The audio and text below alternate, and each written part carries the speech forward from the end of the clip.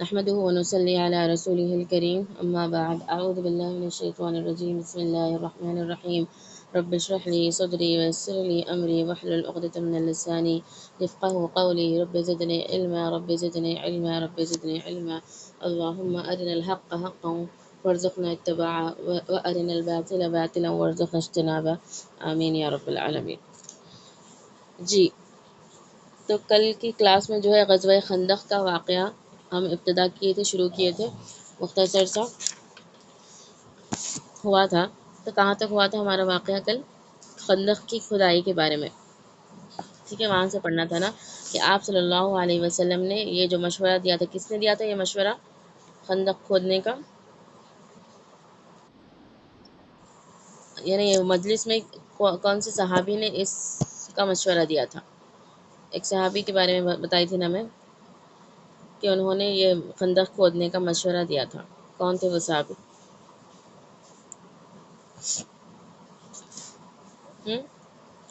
حضرت سلمان فارسی رضی اللہ عنہ۔ حضرت سلمان فارسی رضی اللہ عنہ جو پہلے فارس میں رہا کرتے تھے، وہ جو ہے انہوں نے یہ مشورہ دیا کہ ہمارے شہر میں بھی جو ہے فارس کے بادشاہ جو ہے ایسے حالات میں، یعنی ایسے جب حالات آ جاتے تھے جنگ کے، تو دشمن کا حملہ روکنے کے لیے جو ہے خندق کھودیا کرتے تھے، خندق کھود کر جو ہے ان کا راستہ، دشمن کا راستہ روک دیتے تھے۔ تو اس مشورے کو جو ہے آپ صلی اللہ علیہ وسلم نے قبول کیا۔ تو یہ مشورہ دینے والے صحابی کون ہے؟ حضرت سلمان فارسی رضی اللہ عنہ ہے۔ تو پھر آپ صلی اللہ علیہ وسلم نے یہ مشورہ قبول کر کے خندق کھودنے کا حکم دیا صحابہ کو، اور خود جو ہے بنفس نفیس جو ہے آپ بھی اس کھدائی میں، اس کام میں جو ہے شریک ہوئے۔ تو جب یہ خندق کھودنے کا جو واقعہ ہوا، یعنی جو کب یہ کام شروع ہوا، تو اس میں تھوڑے مسائل کا سامنا کرنا پڑا صحابہ کو۔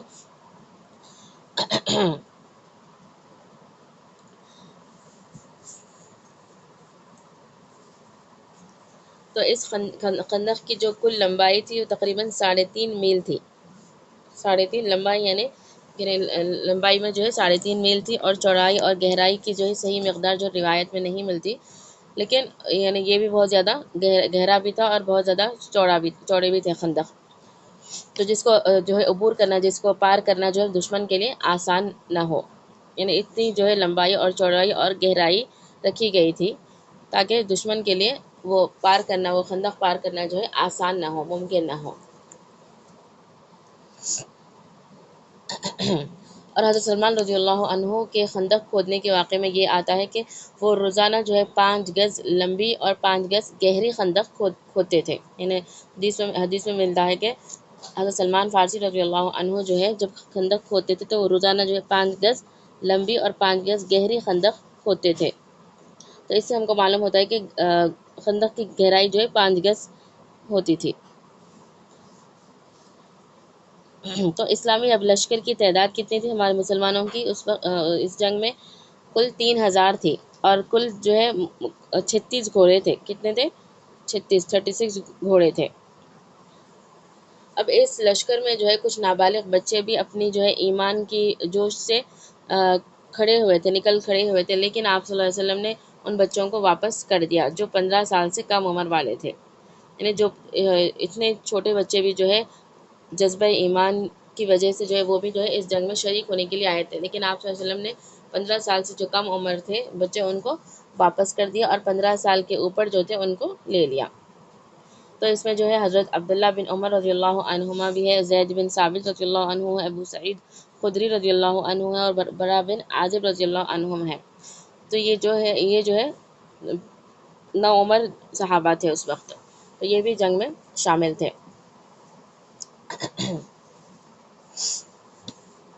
تو جس وقت جو ہے یہ اسلامی لشکر 3000 کا جو ہے لشکر مقابلے کے لیے روانہ ہونے لگا، تو جو منافقین تھے وہ جو ہے مسلمانوں میں جو ہے وہ کرنے لگے، یعنی آہستہ آہستہ وہ پیچھے ہٹنے لگے۔ منافقین کسے کہتے ہیں؟ منافقین وہ لوگ تھے مدینہ میں جو ہے اوپر سے جو اسلام ظاہر کرتے تھے، یعنی یہ ظاہر کرتے تھے کہ وہ مسلمان ہیں، لیکن دراصل وہ دل سے جو ہے مسلمان نہیں تھے، دل میں ان کے کفر تھا، نفاق تھا۔ تو اسی لیے جو ہے ان کو کہتے ہیں منافقین۔ یعنی دل میں تو کفر ہے لیکن اوپر سے مسلمان ظاہر کرتے تھے، اگرچہ کہ وہ مسلمانوں کی آپ صلی اللہ علیہ وسلم کی صحبت میں مجلسوں میں رہتے تھے، لیکن اندر سے جو ہے وہ کافر ہی تھے۔ تو جیسا یہ لشکر جو ہے روانہ ہونے لگا تو منافقین کیا کرنے لگے، آہستہ آہستہ پیچھے ہٹنے لگے، سرکنا شروع کر دیا۔ یعنی کچھ تو منافقین جو ہے چپ کر نکل گئے، اور کچھ منافقین جو ہے جھوٹے عذر پیش کرنے لگے آپ صلی اللہ علیہ وسلم کے سامنے، کہ ہم یعنی بہانے بنانے لگے واپسی کے لیے۔ تو اس طریقے سے چند منافقین اس میں سے بھی نکل گئے، یعنی 3,000 کی تعداد تھی مسلمانوں کی، اس میں سے بھی جو ہے اور کم ہو گئی منافقین کی وجہ سے، ٹھیک ہے۔ تو اب جو ہے اس جنگ میں جو ہے آپ صلی اللہ علیہ وسلم نے مہاجرین اور انصار کا جو ہے جھنڈا الگ الگ رکھا۔ انہیں مہاجرین کون تھے؟ جو مکہ سے ہجرت کر کے آئے تھے، اور انصار جو ہے مدینہ کے جو صحابہ مومن تھے، مسلمان تھے، وہ جو ہے انصار تھے۔ تو مہاجرین کا جھنڈا جو ہے آپ صلی اللہ علیہ وسلم نے حضرت زید بن حارثہ رضی اللہ عنہ کو دیا، اور انصار کا جو جھنڈا تھا وہ کس کو دیا؟ حضرت سعد بن عبادہ رضی اللہ عنہ کو دیا، ٹھیک ہے۔ مہاجرین کا جھنڈا حضرت زید بن حارثہ رضی اللہ عنہ، جو میں ابھی پیچھے کلاس میں ہمارا ہوا تھا نا کہ منہ بولے بیٹے تھے آپ صلی اللہ علیہ وسلم کے، یہی ہے صحابی وہ زید بن حارثہ رضی اللہ عنہ، تو ان کے سپرد کیا۔ اور انصار کا جو جھنڈا تھا وہ حضرت سعد بن عبادہ رضی اللہ عنہ کے سپرد کیا۔ اصل میں دونوں کا جھنڈا، مہاجرین کا اور انصار کا جھنڈا الگ الگ کرنے کا مقصد یہ تھا، یہ نہیں تھا کہ دونوں میں فرق تھا، اختلافات تھے، ایسا نہیں تھا، بلکہ اس لیے الگ کیا تاکہ دونوں کے اوپر دونوں کو جو ہے الگ الگ ذمہ داریاں دے۔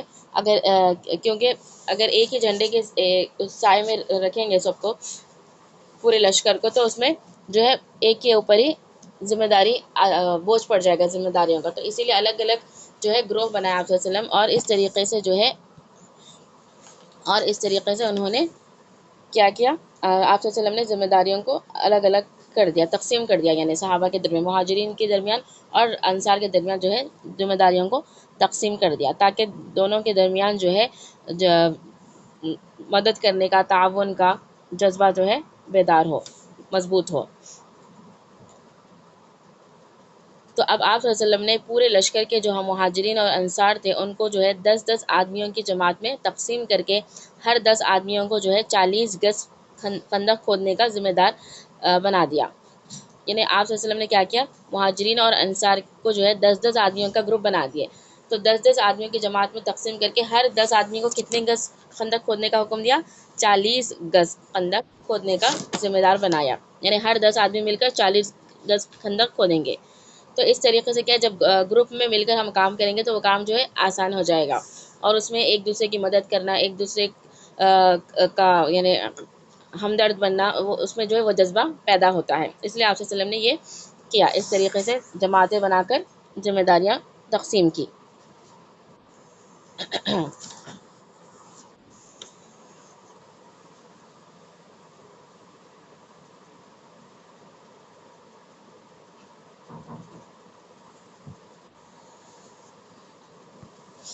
جی، تو حضرت سلمان فارسی رضی اللہ عنہ جو ہے جن کو خندق کھودنے کا پہلے سے تھوڑا تجربہ تھا، کیونکہ وہ جو ہے اس کام سے واقف تھے، اور ان کے شہر میں ہی وہ کام ہوتا تھا، تو وہ اس کام سے جو ہے واقف تھے۔ نہ انصار کو یہ معلوم تھا، نہ مہاجرین کو کچھ یعنی مسابقہ کبھی پڑھا تھا اس سے، کس سے؟ خندقوں سے، تو اسی لیے یہ جو ہے آگے تھے، کون؟ حضرت سلمان فارسی رضی اللہ عنہ۔ تو اب مہاجرین کی جماعتیں اور انصار کی جماعت یہ چاہتی تھی کہ وہ ہمارے گروپ میں، یعنی ہمارے گروہ میں شامل ہو جائے، کون؟ حضرت سلمان فارسی، تاکہ ہمیں جو ہے ان سے مدد حاصل ہو، وہ ہو، پیدا ہو۔ تو اس میں یہاں تو آپ صلی اللہ علیہ وسلم نے کیا کیا، دونوں کے درمیان وہ ہو رہا تھا، یعنی تھوڑا سا اختلاف کی طرح ہو رہا تھا، کس میں؟ مہاجرین اور انصار، کیونکہ دونوں بھی چاہتے تھے کہ ہمارے جماعت میں، ہمارے گروپ میں وہ شامل ہو جائے، کون؟ حضرت سلمان فارسی رضی اللہ عنہ۔ تو جب آپ صلی اللہ علیہ وسلم کو اس بات کی اطلاع ملی تو آپ صلی اللہ علیہ وسلم نے اس جھگڑے کو، اس کو ختم کرنے کے لیے کیا فیصلہ فرمایا کہ آپ صلی اللہ علیہ وسلم نے یہ فیصلہ فرمایا کہ سلمان رضی اللہ عنہ جو ہے ہمارے اہل بیت میں شامل ہے، تو وہ ہمارے اس میں رہیں گے، ٹھیک ہے، ہمارے گروپ میں رہیں گے، تاکہ دونوں کو کوئی شکایت نہ ہو، نہ انصار کو نہ مہاجرین کو۔ جی، تو اب کیا ہوا، اتفاق سے جب جو حصہ حضرت سلمان فارسی رضی اللہ عنہ کے سپرد کیا گیا تھا، یعنی جو حصہ خندق کا جو حصہ کھودنے کا حضرت سلمان فارسی رضی اللہ عنہ کے سپرد کیا گیا تھا، کہ تو اس میں جو ہے ایک سخت جو ہے چٹان آ گئی تھی، ایک سخت چٹان حائل ہو گئی تھی، جو ہے پتھر سے بھی جو ہے بہت زیادہ سخت تھی، یعنی جب توڑنے لگے اس کو تو بہت زیادہ سخت تھی وہ، بہت زیادہ مشکل ہو رہی تھی اس کو توڑنے کے لیے، کاٹنے کے لیے۔ تو حضرت سلمان فارسی رضی اللہ عنہ کے ساتھ ایک ساتھی تھے عمرو بن عوف رضی اللہ عنہ، وہ فرماتے ہیں کہ اس چٹان نے ہمارے جو ہے اوزار بھی توڑ دیے، اوزار یعنی جو ہتھیار ان کے پاس تھے، جو بھی کدال رہتی اور جو بھی ہتھیار ہوتے توڑنے کے لیے، کھودنے کے لیے، تو وہ ہتھیار بھی ہمارے یعنی ٹوٹ گئے اس کی وجہ سے، اس چٹان کی وجہ سے، اور جو ہے ہم جو ہے عاجز آ گئے اس چٹان کو کاٹنے سے۔ تو میں نے کہا سلمان رضی اللہ عنہ سے کہ اگرچہ یہ ہو سکتا ہے کہ ہم اس جگہ سے کچھ ہٹ کر جو ہے خندق کھودیں، یعنی اس جگہ کو چھوڑ دیں اور تھوڑا سا ہٹ کر خندق کھودیں، لیکن سلمان رضی اللہ عنہ نے کیا فرمایا، نہیں، یہ اس جگہ کو آپ صلی اللہ علیہ وسلم نے، یعنی آپ صلی اللہ علیہ وسلم کا حکم ہے کہ یہاں پر ہی کھودی جائے، تو ہم آپ صلی اللہ علیہ وسلم کے حکم سے جو ہے انحراف نہیں کر سکتے، یعنی ہم اپنی طرف سے کوئی رائے قائم نہیں کر سکتے، آپ صلی اللہ علیہ وسلم نے ہم کو حکم دیا یہیں پر کھودنے کا، تو ہم یہی کوشش کریں گے۔ پھر جب آپ صلی اللہ علیہ وسلم کو جو ہے اس بات کی اطلاع ملی کہ ایک خندق کھودنے میں جو ہے ایک چٹان حائل ہو گئی ہے جو بہت مشکل ہو رہی ہے کاٹنے کے لیے، تو آپ صلی اللہ علیہ وسلم نے کیا کیا، آپ صلی اللہ علیہ وسلم نے کیا کیا کہ خود جو ہے ایک کدال لے کر حاضر ہو گئے، یعنی جو کاٹنے کا جو بھی کھودنے کے لیے جو آلہ ہوتا ہے، جو اوزار ہوتا ہے، وہ جو اپنے دست مبارک میں لے کر اس چٹان پر ایک ایسی ضرب لگائی اور یہ آیت پڑھی، کون سی، تمت کلمت ربک صدقا وعدلا، ٹھیک ہے، یعنی پوری ہو گئی نعمت آپ کے رب کی سچائی کے ساتھ اور عدل کے ساتھ، یعنی کدال لے کر جو ہے آپ صلی اللہ علیہ وسلم نے ایک ضرب لگائی، یہ آیت پڑھی، کون سی، تمت کلمت ربک صدقا وعدلا، تو اس ایک ہی ضرب سے جو ہے چٹان کا 1/3 حصہ کٹ گیا، پوری چٹان تو ابھی کٹی نہیں، صرف 1/3 یعنی 1/3 حصہ جو ہے کٹ گیا، اور جیسے ہی وہ چٹان کٹی اس کے ساتھ ہی جو ہے ایک روشنی پتھر کی چٹان سے برآمد ہوئی، اس چٹان سے جو ہے ایک روشنی برآمد ہوئی جس سے ایک دم روشن ہو گیا۔ پھر اسی طرح پتھر سے دوسری مرتبہ آپ صلی اللہ علیہ وسلم نے ضرب لگائی، دوبارہ ضرب لگائی اور یہی آیت پڑھی، کون سی، تمت کلمت ربک صدقا وعدلا، پھر دوسری ضرب سے جو ہے اور مزید 1/3 چٹان اور کٹ گئی، اور اسی طرح سے پھر سے پتھر سے جو ہے روشنی نکلی، پھر تیسری مرتبہ پھر وہی آیت پڑھی اور پھر تیسری ضرب لگائی، تو باقی جو چٹان تھی وہ بھی کٹ کر ختم ہو گئی، یعنی پوری چٹان اب مکمل کٹ گئی۔ تو آپ صلی اللہ علیہ وسلم جو ہے اب خندق سے باہر تشریف لائے، یعنی جب یہ چٹان کو کاٹ دیے اس کے بعد جب باہر تشریف لائے خندق سے، تو اپنی چادر کو جو ہے جو خندق کے کنارے رکھے تھے اس کو اٹھایا اور ایک طرف بیٹھ گئے۔ اس وقت سلمان رضی اللہ عنہ نے عرض کیا کہ یا رسول اللہ، آپ نے جتنی مرتبہ بھی جو اس پتھر پر ضرب لگائی، میں نے ہر مرتبہ پتھر سے ایک روشنی نکلتی دیکھی۔ تو آپ صلی اللہ علیہ وسلم نے حضرت سلمان فارسی رضی اللہ عنہ سے فرمایا کہ کیا واقعی تم نے یہ روشنی دیکھی ہے؟ تو انہوں نے عرض کیا، یعنی سلمان رضی اللہ عنہ نے عرض کیا کہ یا رسول اللہ، میری آنکھوں نے اس کا مشاہدہ کیا، یعنی میری آنکھیں جو گواہ ہے، میں نے خود اپنی آنکھوں سے اس روشنی کو نکلتے ہوئے دیکھا تھا۔ تو آپ صلی اللہ علیہ وسلم نے فرمایا کہ پہلی ضرب میں، یعنی پہلی مار میں جب روشنی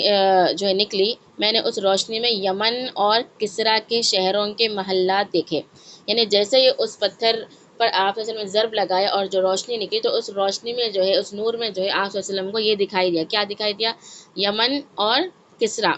یعنی اس وقت کسرا اور قیصر جو ہے بڑے بڑے سپر پاورز ہیں، جیسے کہ آج کل امریکہ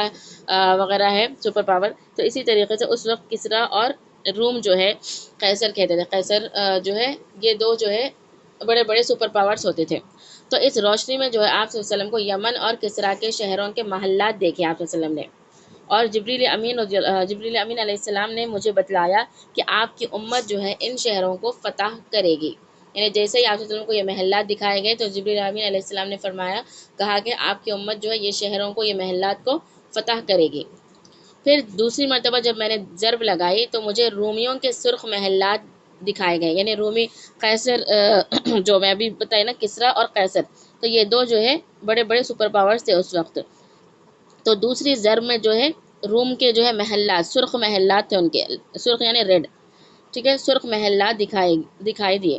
اور جبریل امین علیہ السلام نے یہ خوشخبری دے دی کہ آپ کی امت ان شہروں کو بھی فتح کرے گی، یعنی وہاں تک، یعنی اتنی دور تک بھی مسلمان اسلام پھیلے گا اور ان شہروں کو فتح کرے گے مسلمان۔ تو یہ خوشخبری کب دے رہے ہیں اللہ تعالیٰ آپ صلی اللہ علیہ وسلم کو؟ جب جو ہے مسلمانوں کا لشکر کتنا ہے، 3000 ہے صرف، اور اتنی پریشانی میں، نہ ہتھیار ہے، نہ جانور ہے، نہ گھوڑے ہے، نہ اونٹ ہے، یعنی اتنی تنگی میں ہے، اور پھر اللہ تعالیٰ کیا خوشخبری دے رہے کہ روم اور فارس، کسریٰ کے محلات جو ہے مسلمان جو ہے فتح کریں گے۔ تو جب یہ جیسے ہی آپ صلی اللہ علیہ وسلم کا یہ ارشاد صحابہ نے سنا تو فوراً تمام مسلمان جو ہے مطمئن ہو گئے، اور آئندہ جو ہے عظیم الشان جو فتوحات آنے والی ہیں ان پر ان کو یقین ہو گیا، یعنی ایک طریقے سے اطمینان ہو گیا ان کو، مسلمانوں کو، تمام صحابہ کو۔ تو یہ خوشخبری ملی جیسے ہی اس چٹان کو کاٹا گیا۔ جی، تو اس طریقے سے آپ صلی اللہ علیہ وسلم نے یہ مسئلہ بھی حل کر دیا، اور خود آپ صلی اللہ علیہ وسلم بھی اس خندق کھودنے کے جو واقعہ ہے اس میں بہت زیادہ آگے رہتے تھے، اور خود صحابہ رضی اللہ عنہم فرماتے ہیں کہ آپ کا جسم جو مبارک تھا، جسم مبارک جو ہے پورا غبار سے، یعنی دھول سے اٹا ہوا تھا، پورا ڈھانپ لیا تھا، یعنی دھول نے اتنا ڈھانپ لیا تھا کہ آپ کا رنگ بھی نظر نہیں آ رہا تھا، یعنی پیٹھ اور پیٹ کی جو کھال تھی وہ بھی نظر نہیں آ رہی تھی، یعنی اتنی زیادہ دھول آپ کے اوپر بھی جم گئی تھی، یعنی آپ بھی جو ہے اتنا زیادہ حصہ لے رہے تھے کام میں۔ جی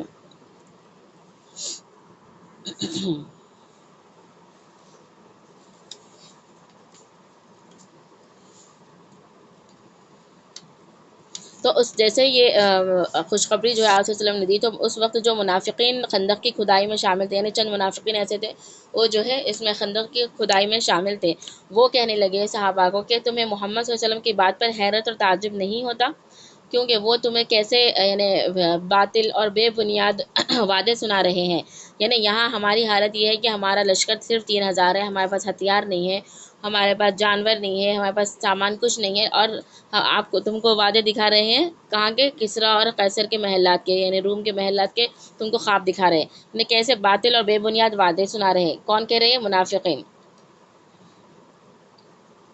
کہ یثرب میں یعنی مدینہ میں جو ہے خندق کی گہرائی کے اندر انہیں ہیرا اور مدائن کسریٰ کے محلات نظر آ رہے ہیں، یعنی مذاق اڑا رہے تھے وہ لوگ، کون؟ منافقین، اور یہ کہ تم جو ہے تم سب لوگ جو ہے ان کو فتح کرو گے،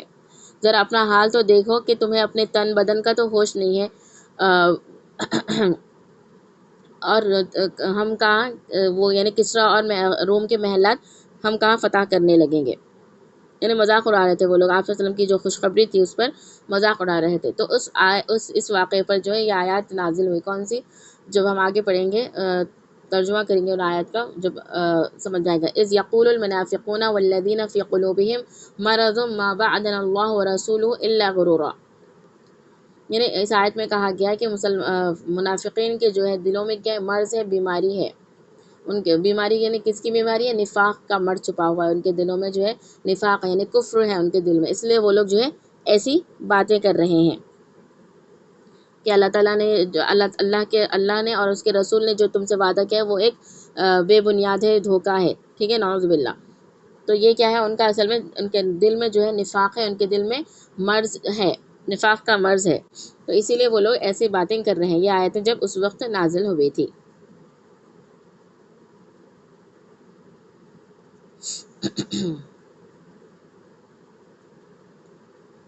لیکن صحابہ نے آپ صلی اللہ علیہ وسلم کی اس بات پر، اس پیشن گوئی پر یقین کیا تھا اور اطمینان ہو گیا تھا ان کو۔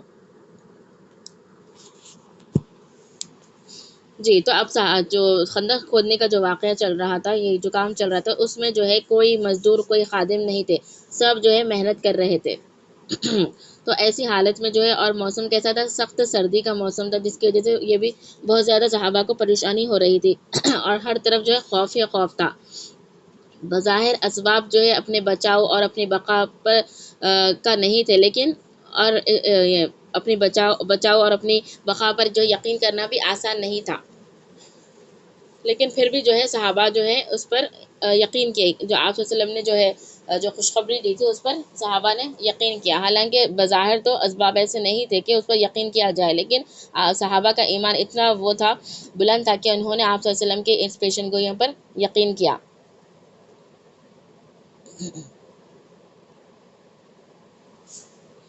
کیونکہ ہمارا ایمان کیسا ہونا چاہیے کہ ہم جو ہے اسباب پر یقین نہیں کرنا چاہیے، اسباب کا استعمال کرنا چاہیے، لیکن اسباب پر بھروسہ نہیں کرنا چاہیے۔ بھروسہ کس پر کرنا چاہیے؟ اللہ تعالیٰ کی ذات پر کرنا چاہیے۔ کیونکہ اب اگر ہم اس جنگ کا خاتمہ جب ہم دیکھیں گے سنیں گے تو معلوم ہوگا کہ اس جنگ میں تو تعداد بھی کم تھی، اور سامان وغیرہ بھی کم تھا، گھوڑے بھی کم تھے، اونٹ وغیرہ سب کم تھے، یعنی جانور وغیرہ بھی کم تھے ان کے پاس، مسلمانوں کے پاس، لیکن اللہ تعالیٰ کی مدد کی وجہ سے کیا ہوا؟ پورا جنگ کا جو ہے پانسائی الٹ گیا، یعنی حالانکہ وہاں پر کیا کتنی تھے؟ دشمن کی تعداد 12,000 15,000 کے قریب ہے، یہاں پر کتنی ہے؟ 3,000 ہے، لیکن کیونکہ یہاں پر مسلمانوں کو جو اسباب پر جو ہے، چیزوں پر جو ہے بھروسہ نہیں ہے، کس پر بھروسہ ہے؟ کس پر توکل ہے؟ اللہ کی ذات پر توکل ہے۔ اسی لیے جو ہے اللہ تعالیٰ کی ذات پر جب ہم توکل کریں گے، اگر ہمارے پاس اسباب بھی موجود نہیں رہیں گے، لیکن اللہ تعالیٰ ہم کو کامیاب کرے گا۔ تو یہاں پر بھی ایسے ہی ہوا، تو صحابہ کا بھی یہی تھا کہ اسباب پر انہوں نے بھروسہ نہیں کیا، بلکہ اللہ تعالیٰ کی ذات پر اور آپ صلی اللہ علیہ وسلم نے جو پیشن گوئی کی، اب اس پر یقین کیا۔ حالانکہ حالات تو ایسے نہیں نظر آ رہے تھے کہ وہ لوگ کسریٰ اور روم کے جو ہے محلات فتح کریں گے، لیکن اللہ تعالیٰ کی ذات پر توکل کرتے ہوئے انہوں نے آپ صلی اللہ علیہ وسلم کی پیشن گوئیوں پر یقین کیا۔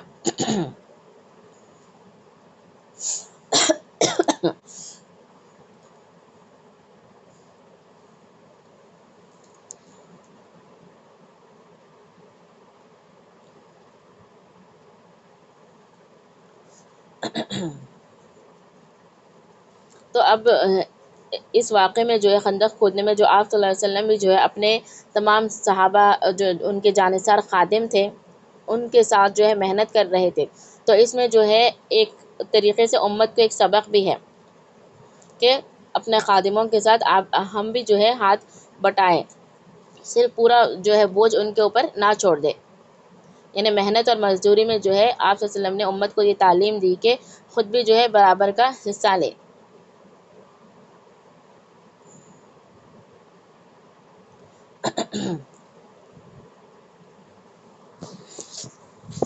تو بادشاہ اور جو رعیت عوام جو ہوتی ہے اور جو لیڈر اور عوام میں جو فرق رہتا ہے وہ یہاں آپ صلی اللہ علیہ وسلم نے بہت بہترین طریقے سے بتلا دی کہ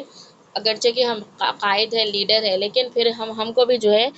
عوام کے ساتھ جو ہے مل کر کام کرنا چاہیے، عوام جیسی محنت کر رہی ہے ان کے ساتھ مل کر ہم بھی ویسے ہی محنت اور مشقت کرنا چاہیے، تبھی ان کو جو ہے جو عوام جو ہوتی ہے، رعایا جو ہوتی ہے، ان کی عزت رہے گی، کس کی؟ بادشاہ کی، حاکم کی، یعنی کوئی فرق نہیں رہنا چاہیے اس میں، کس میں؟ بادشاہ میں اور رعایا میں، لیڈر میں اور عوام میں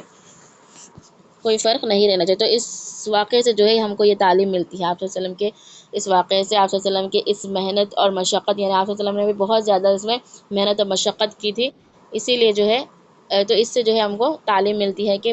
بادشاہ میں اور عوام میں، رعیت میں جو ہے کوئی فرق نہیں ہوتا ہے۔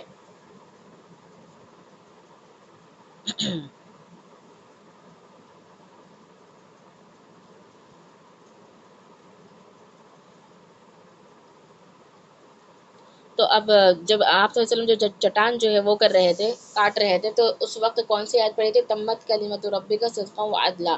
تو یہ جو آیت جو ہے، اس آیت پڑھنے سے، آپ صلی اللہ علیہ وسلم کے پڑھنے سے ہم کو یہ سبق ملتا ہے کہ ہر کسی مشکل کو جو ہے حل کرنے کے لیے اس آیت کی جو ہے تلاوت یا بھی کثرت کر سکتے ہیں، یہ جو ہے ایک مجرب نسخہ ہے، یہ بھی ایک تمت کلمت ربک صدقا وعدلا۔